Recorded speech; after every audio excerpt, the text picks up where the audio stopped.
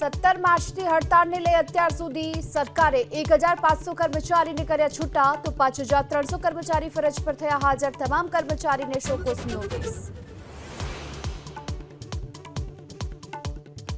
દેવી દેવતા પર બફાટ પર વધુ એક સ્વામીનો જૂનો વિડીયો વાયરલ થયો. બધા જ ભગવાન સ્વામિનારાયણ ભગવાનના મેનેજર હોવાનો નિત્ય સ્વરૂપ દાસજીનો બફાટ.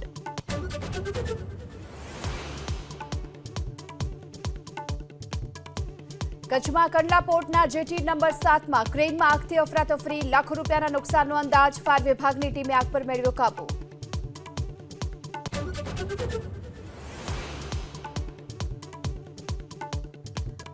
મ્યાનમારમાં વિનાશક ભૂકંપથી અત્યાર સુધીમાં 1600 લોકોના મોત, તો થાઇલેન્ડમાં હજુ પણ 96 લોકો ગુમ હોવાથી શોધખોળ. ભારતથી મોકલાવાઈ રહ્યો છે મદદનો સામાન.